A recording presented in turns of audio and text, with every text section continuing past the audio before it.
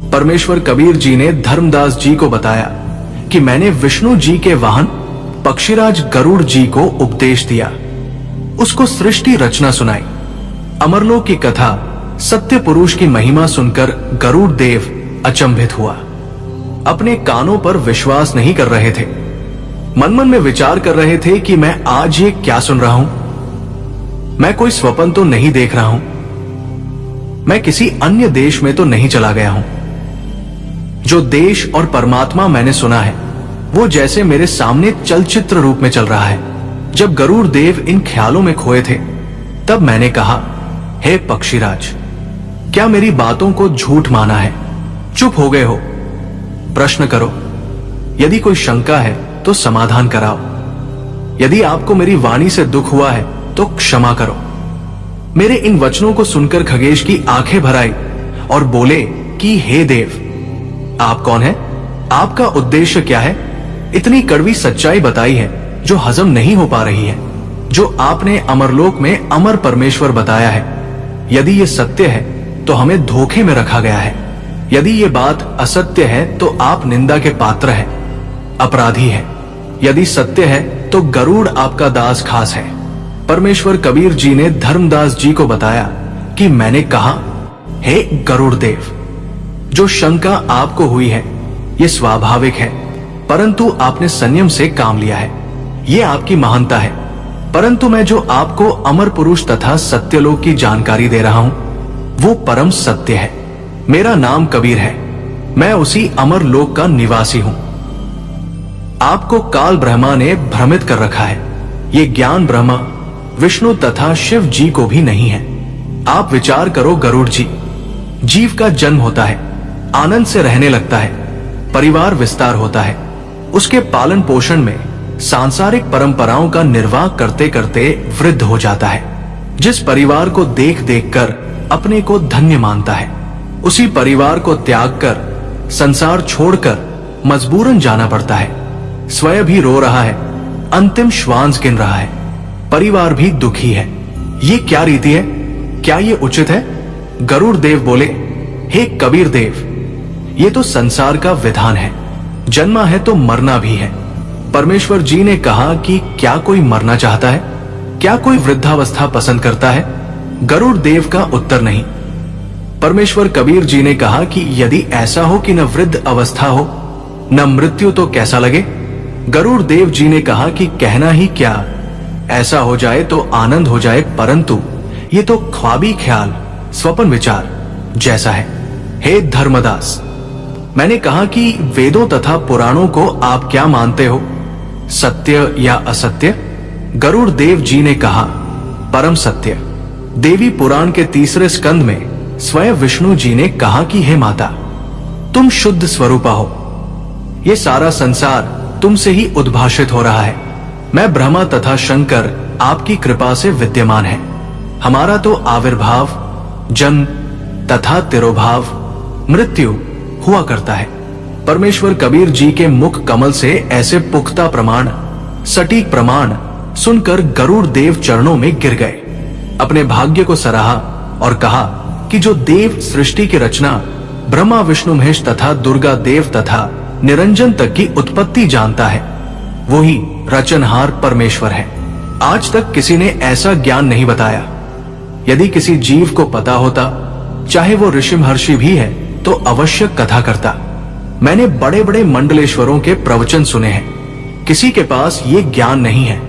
इनको वेदों तथा गीता का भी ज्ञान नहीं है। आप स्वयं को छुपाए हुए हो। मैंने आपको पहचान लिया है। कृपा करके मुझे शरण में ले लो परमेश्वर। परमेश्वर कबीर जी ने गरुड़ से कहा कि आप पहले अपने स्वामी श्री विष्णु जी से आज्ञा ले लो कि मैं अपना कल्याण कराना चाहता हूं। एक महान संत मुझे मिले हैं। मैंने उनका ज्ञान सुना है। यदि आज्ञा हो तो मैं अपना कल्याण करा लूं। मैं आपका दास नौकर हूं, आप मालिक हैं। हमें सब समय इकट्ठा रहना है। यदि मैं छिपकर दीक्षा ले लूंगा तो आपको दुख होगा। गरुड़ ने ऐसा ही किया। विष्णु जी से सब बात बताई। श्री विष्णु जी ने कहा, मैं आपको मना नहीं करता, आप स्वतंत्र थे। आपने अच्छा किया, सत्य बता दिया। मुझे कोई एतराज नहीं है। हे धर्मदास, मैंने गरुड़ को प्रथम मंत्र दीक्षा 5 नाम, कमलों को खोलने वाले प्रत्येक देव की साधना के नाम की दी। गरुड़ देव ने कहा कि हे गुरुदेव, ये मंत्र तो इन्हीं देवताओं के हैं, अमर पुरुष का मंत्र तो नहीं है। परमेश्वर कबीर जी ने कहा कि ये इनकी पूजा के मंत्र नहीं है, ये इन देवताओं को अपने अनुकूल करके इनके जाल से छूटने की कुंजी है, इनके वशीकरण मंत्र है। जैसे भैंसे को आकर्षित करने के लिए यदि उसको भैंसा भैंसा करते हैं तो वो आवाज करने वाले की ओर देखता तक नहीं। जब उसका वशीकरण नाम पुकारा जाता है हुर हुर, तो वो तुरंत प्रभाव से सक्रिय हो जाता है, आवाज करने वाले की ओर दौड़ा आता है। आवाज करने वाला व्यक्ति उससे अपनी भैंस को गर्भ धारण करवाता है। इसी प्रकार आप यदि श्री विष्णु जी के अन्य किसी नाम का जाप करते रहें, वे ध्यान नहीं देते। जब आप इस मंत्र का जाप करोगे तो विष्णु देव जी तुरंत प्रभावित होकर साधक की सहायता करते हैं। ये देवता तीनों लोकों, पृथ्वी, स्वर्ग तथा पाताल के प्रधान देवता है। ये केवल संस्कार कर्म लिखा ही दे सकते हैं। इस मंत्र के जाप से हमारे पुण्य अधिक तथा भक्ति धन अधिक संग्रहित हो जाता है। उसके प्रतिफल में ये देवता साधक की सहायता करते हैं। इस प्रकार इनकी साधना तथा पूजा का अंतर समझना है। जैसे अपने को आम खाने हैं तो पहले मेहनत, मजदूरी, नौकरी करेंगे, धन मिलेगा तो आम खाने को मिलेगा। नौकरी पूजा नहीं होती, उस समय हमारा पूज्य आम होता है। पूज्य की प्राप्ति के लिए किया गया प्रयत्न नौकरी है। इसी प्रकार अपने पूज्य परमेश्वर कबीर जी हैं तथा अमर लोक है। उसके लिए हम श्री ब्रह्मा, श्री विष्णु, श्री शिव, श्री गणेश तथा श्री दुर्गा जी की मजदूरी करते हैं, साधना करते हैं, पूजा परमेश्वर की करते हैं। गरुड़ जी बड़े प्रसन्न हुए और इस अमृत ज्ञान की चर्चा हेतु श्री ब्रह्मा जी से मिले। उनको बताया कि मैंने एक महर्षि से अद्भुत ज्ञान सुना है, मुझे उनका ज्ञान सत्य लगा है। उन्होंने बताया कि आप ब्रह्मा, विष्णु तथा शिव नाशवान हो, पूर्ण करतार नहीं हो। आप केवल भाग्य में लिखा ही दे सकते हो। आप किसी की आयु वृद्धि नहीं कर सकते हो। आप किसी के कर्म कम अधिक नहीं कर सकते। पूर्ण परमात्मा अन्य है, अमर लोक में रहता है। वो पाप कर्म काट देता है, वो मृत्यु को टाल देता है, आयु वृद्धि कर देता है। प्रमाण भी वेदों में बताया है। ऋग्वेद मंडल 10 सूक्त 161 मंत्र 2 में कहा है कि रोगी का रोग बढ़ गया है, वो मृत्यु को प्राप्त हो गया है, तो भी मैं उस भक्त को मृत्यु देवता से छुड़वा लाऊं, उसको नवजीवन प्रदान कर देता हूं, उसको पूर्ण आयु जीने के लिए देता हूं। ऋग्वेद मंडल 10 सूक्त 161 मंत्र 5 में कहा है कि हे पुनर्जन्म प्राप्त प्राणी, तू मेरी भक्ति करते रहना। यदि तेरी आंखें भी समाप्त हो जाएंगी तो तेरी आंखें स्वस्थ कर दूंगा, तेरे को मिलूंगा भी, यानी मैं तेरे को प्राप्त भी होऊंगा। ब्रह्मा जी को वेद मंत्र कंठस्थ है, तुरंत समझ गए, परंतु संसार में लोकवेद के आधार से ब्रह्मा जी अपने आप को प्रजापिता यानी सबकी उत्पत्तिकर्ता मान रहे थे। वेदों को कंठस्थ याद कर लेना भिन्न बात है, वेद मंत्रों को समझना विशेष ज्ञान है। मान बढ़ाए वश होकर ब्रह्मा जी ने कहा कि वेदों का ज्ञान मेरे अतिरिक्त विश्व में किसी को नहीं है। इन मंत्रों का अर्थ गलत लगाया है। कबीर परमेश्वर ने ऐसे व्यक्तियों के विषय में कहा है कि कबीर परमेश्वर जी ने कहा कि जो व्यक्ति प्रमाण आंखों देखकर भी झूठ को ही आधार मानता है, उस व्यक्ति से तो परमात्मा स्वप्न में भी ना मिलाना। वो इतना दुष्ट है, उससे ज्ञान चर्चा करना व्यर्थ है। ब्रह्मा जी गरुड़ के वचन सुनकर अति क्रोधित हुए और कहा कि तेरी पक्षी वाली बुद्धि है, तेरे को कोई कुछ कह दे उसी की बातों पर विश्वास कर लेता है, तेरे को अपनी अक्ल नहीं है। ब्रह्मा जी ने उसी समय विष्णु, महेश, इंद्र तथा सब देवताओं व ऋषियों को बुला लिया। सभा लग गई। ब्रह्मा जी ने उनको बुलाने का कारण बताया कि गरुड़ आज नई बात कर रहा है कि ब्रह्मा विष्णु महेश नाशवान है, पूर्ण परमात्मा कोई अन्य है, वो अमर लोक में रहता है, तुम करता नहीं हो। ये बात सुनकर श्री विष्णु जी तथा श्री शिव जी बहुत क्रोधित हुए और गरुड़ को ब्रह्मा वाले उल्हाने दोष निकालकर बुरा भला कहना कहे। फिर सबने मिलकर निर्णय लिया कि माता दुर्गा जी से सत्य जानते हैं। सब मिलकर माता के पास गए। यही प्रश्न पूछा कि क्या हमारे ब्रह्मा विष्णु तथा शिव से अन्य कोई पूर्ण प्रभु है? क्या हम नाशवान हैं? माता ने दो टूक जवाब दिया कि तुमको ये गलतफहमी भ्रम कब से हो गया कि तुम अविनाशी तथा जगत के कर्ता हो। यदि ऐसा है तो तुम मेरे भी कर्ता बाप हुए, जबकि तुम्हारा जन्म मेरी कोख से हुआ है। वास्तव में परमेश्वर अन्य है, वही अविनाशी है, वही सबका करता है। ये बात सुनकर सभा भंग हो गई, सब चले गए। परंतु ब्रह्मा विष्णु शिव जी के गले में ये सत्य नहीं उतर पा रहा था। उन्होंने गरुड़ को बुलाया। गरुड़ ने आकर प्रणाम किया, आदेश पाकर बैठ गया।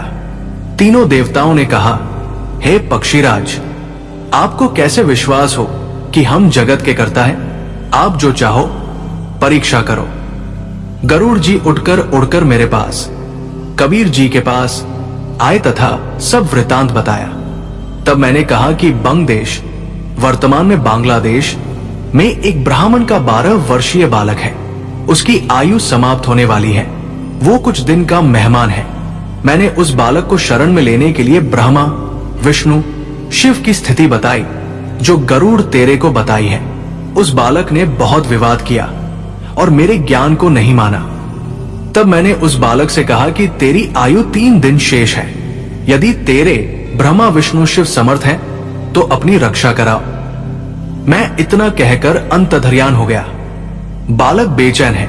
उस बालक को लेकर देवताओं के पास जाओ। उनसे कुछ बनना नहीं है। फिर आप मेरे से ध्यान से बातें करना। मैं तेरे को आगे क्या करना है वो बताऊंगा। गरुड़ जी उस बालक को लेकर ब्रह्मा विष्णु शिव के पास गए। गरुड़ ने बालक को समझाया कि आप उन देवताओं से कहना कि हम आपके भक्त हैं। मेरे दादा परदादा पिता और मैंने सदा आपकी पूजा की है। मेरे जीवन के 2 दिन शेष है। मेरी आयु भी क्या है, कृपा मेरी आयु वृद्धि कर दे। बच्चे ने यही विनय की तो तीनों ने कोशिश की, परंतु व्यर्थ रहा। फिर विचार किया कि धर्मराज न्यायाधीश के पास चलते हैं। सबका हिसाब उसी के पास है, उससे वृद्धि करा देते हैं। ये विचार करके सबके सब धर्मराज के पास गए। उनसे तीनों देवताओं ने कहा कि पहले तो ये बताओ कि इस ब्राह्मण बच्चे की कितनी आयु है। धर्मराज ने डायरी रजिस्टर देखकर बताया कि कल इसकी मृत्यु हो जाएगी। तीनों देवताओं ने कहा कि आप इस बच्चे की आयु वृद्धि कर दो। धर्मराज ने कहा यह असंभव है। तीनों ने कहा कि हम आपके पास बार बार नहीं आते। आज इज्जत बेइज्जती का प्रश्न है। हमारे आए हुओं की इज्जत तो रख लो। धर्मराज ने कहा कि एक पल भी न बढ़ाई जा सकती है न घटाई जा सकती है। यदि आप अपनी आयु इसको दे दो तो वृद्धि कर सकता हूं। ये सुनते ही सबकी हवा निकल गई। उस समय कहने लगे कि ये तो परमेश्वर ही कर सकता है।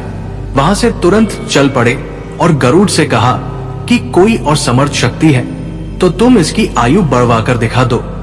गरुड़ ने कबीर जी से ध्यान द्वारा टेलीफोन से संपर्क किया। परमेश्वर कबीर जी ने ध्यान द्वारा बताया कि आप इसके लिए मानसरोवर से जल ले आओ। वहां एक श्रवण नाम का भक्त मिलेगा। उसको मैंने सब समझा दिया है। आप अमृत ले आओ। गरुड़ जी ने जैसी आज्ञा हुई वैसा ही किया। अमृत लाकर उस बच्चे को पिला दिया। उस बालक के पास मैं गया। गरुड़ ने उसे सब समझा दिया कि अमृत तो बहाना है, ये स्वयं परमेश्वर है। इन्होंने जल मंत्रित करके दिया था। बालक तुम दीक्षा ले लो, इस अमृत से तो 10 दिन जीवित रहोगे। बालक ने मेरे से दीक्षा ली। जब बालक 15 दिन तक नहीं मरा तो गरुड़ ने तीनों ब्रह्मा विष्णु तथा शिव जी को बताया कि वो बालक जीवित है। मेरे गुरु जी से दीक्षा ले ली है। उन्होंने उस बच्चे को पूर्ण आयु जीने का आशीर्वाद दे दिया है। ब्रह्मा विष्णु महेश तीनों फिर धर्मराज के पास गए। साथ में गरुड़ भी गया। तीनों देवताओं ने धर्मराज से पूछा कि वो बालक कैसे जीवित है, उसको मर जाना चाहिए था। धर्मराज ने उसका खाता देखा तो उसकी आयु लंबी लिखी थी। धर्मराज ने कहा कि ये ऊपर से ही होता है, ये तो कभी कभी होता है। उस परमेश्वर की लीला को कौन जान सकता है? तीनों देवताओं को आश्चर्य हुआ, परंतु मान बढ़ाई के कारण प्रत्यक्ष देखकर भी सत्य को माना नहीं, अपना अहम भाव नहीं त्यागा। गरुड़ को विश्वास अटल हो गया।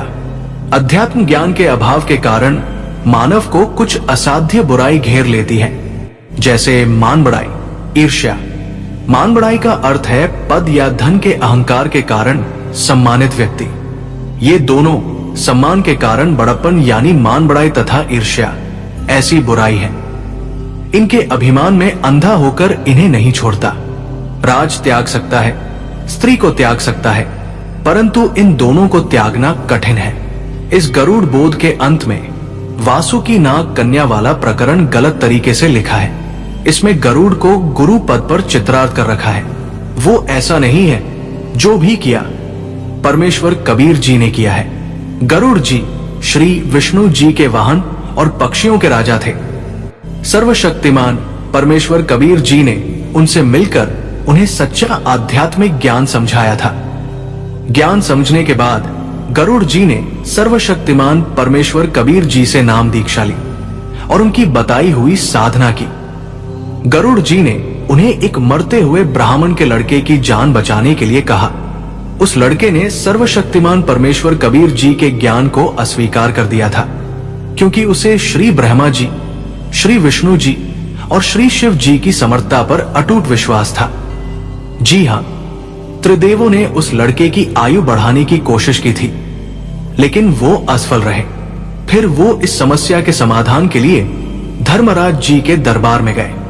धर्मराज जी ने उन्हें समझाया कि केवल सर्वशक्तिमान ईश्वर कबीर जी ही लड़के आयु बढ़ा सकते हैं, अन्य कोई भी नहीं। गरुड़ जी ने ध्यान लगाकर कबीर साहेब जी से वार्ता की थी। उसके बाद कबीर साहेब जी ने उन्हें बताया था कि गरुड़ जी मानसरोवर से अमृत ले आए। वहां पर श्रवण नामक एक भक्त होगा, वो उन्हें अमृत पिलाएगा। अमृत कोई आम चीज नहीं थी, वो ईश्वर के आशीर्वाद से बना हुआ था, जिससे वो लड़का 10 दिन तक जीवित रह सकता था। अमृत जल पीने के बाद जब लड़के की आयु 10 दिनों से अधिक के लिए बढ़ गई थी और उसने सर्वशक्तिमान परमेश्वर कबीर जी की क्षमता और चमत्कार को जाना, तो उसने परमेश्वर कबीर जी से नाम दीक्षा ले ली। उसके बाद कबीर साहेब जी के बताए अनुसार भक्ति की। इस वीडियो में बताया गया है कि परमेश्वर कबीर साहेब जी के चमत्कारों को समझना मनुष्य की सोच से परे की बात है। उनको समझने के लिए ईश्वर में अटूट श्रद्धा, विश्वास और विनम्रता की आवश्यकता होती है। अगर आपको यह वीडियो पसंद आया हो तो वीडियो को लाइक कर दीजिए, और भी ऐसे ही नए नए वीडियो देखने के लिए चैनल को सब्सक्राइब नहीं किया हो तो सब्सक्राइब करके बेल आइकन को प्रेस कर दीजिए, ताकि आगे आपको और भी नए नए वीडियो मिलते रहें। और वीडियो के बारे में कमेंट करके अपना राय अवश्य दीजिएगा। वीडियो को पूरा देखने के लिए बहुत बहुत धन्यवाद।